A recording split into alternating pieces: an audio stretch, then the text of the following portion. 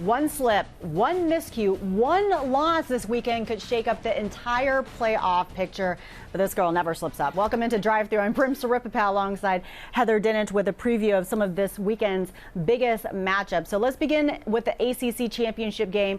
Clemson, who's been #1 every single week this season, takes on number 10 UNC.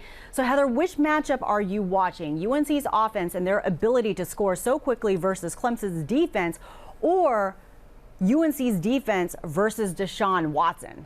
Prim, both are so important, especially considering how well North Carolina's played on offensively with Marquise Williams.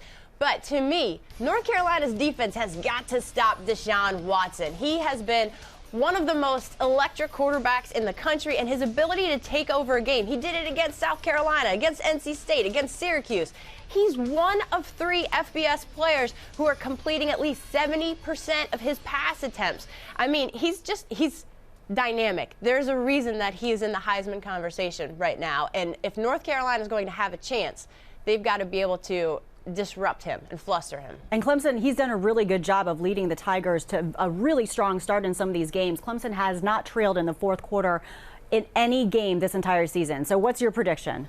My prediction is Clemson. I know that a lot of people are talking about North Carolina and the upset possibilities and everything, but I'm sticking with the Clemson Tigers in order to get it done. Like you mentioned, though, Clemson's defense has to be ready, in particular the linebackers. In the past couple of games, Clemson's defense hasn't played necessarily as well as it did against Florida State. Since then, linebackers have to be ready. They can't give up the big plays. North Carolina leads the ACC with 41.3 points per game, but I'm sticking with the Tigers. All right, well, the Tigers have won 7 of the last 9 versus the Tar Heels, so keep that in mind. Now, in the Big Ten championship game between Iowa versus Michigan State, I mean, this is the biggest matchup between these two programs. Huge playoff implications, and you've got 2 QBs who are having fantastic seasons, Connor Cook and CJ Beathard, who's kind of flying under the radar this season. So who do you like between those two? I'm going to take Connor Cook because what he did against Penn State when he came back last week from that shoulder injury didn't look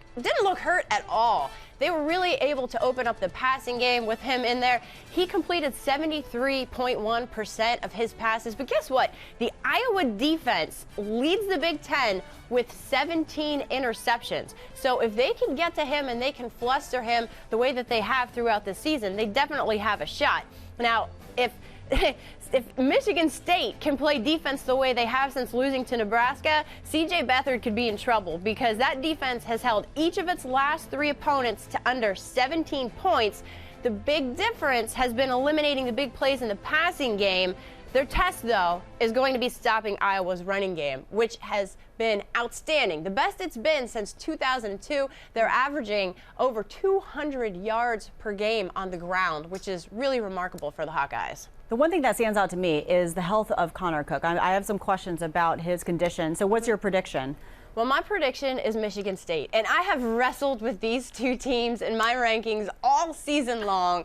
I had Michigan State ranked ahead of Iowa heading into this past weekend. You know, I thought they had the better resume. They beat Oregon. They won on the road at Michigan, at Ohio State. I think they have a better resume than Iowa, but just this past week, Iowa won at Nebraska. Michigan State lost to Nebraska. Iowa's still undefeated, so I flipped them. I have Iowa at number 4, but I think the Spartans are going to win the game because I think they're a better team. Which means you think they're going to get into the top 4? I do. I think Michigan State finishes as a top 4 team. All right, this is a really big game, which is why Reese Davis and our entire College Game Day crew will be there in Indianapolis at Lucas Oil Stadium. That's at 8 o'clock Eastern on Saturday. So over in Detroit, let's give the MAC a little love. For a 3rd consecutive year, Bowling Green and Northern Illinois will play for the MAC championship.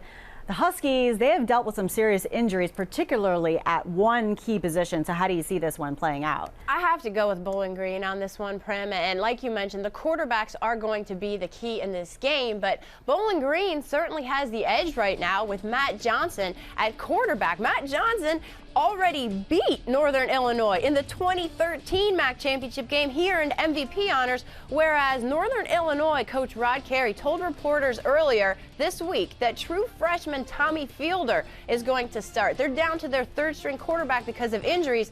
Fielder played for the first time in Tuesday's loss to Ohio after redshirt freshman Ryan Graham left the game with a leg injury. So to me, I think you have to go with Bowling Green, and a lot of it has to do with that quarterback matchup. I mean, a freshman getting his first career start in a MAC championship game, that's a lot of pressure. That's pretty tough. No pressure. No pressure at all. All right, well, this matchup at Ford Field will go down Friday at 8 p.m. Eastern on ESPN2. For more info on any of these matchups, keep it logged on to ESPN.com. Heather Dinich, thank you for your time today. Thanks, Prim.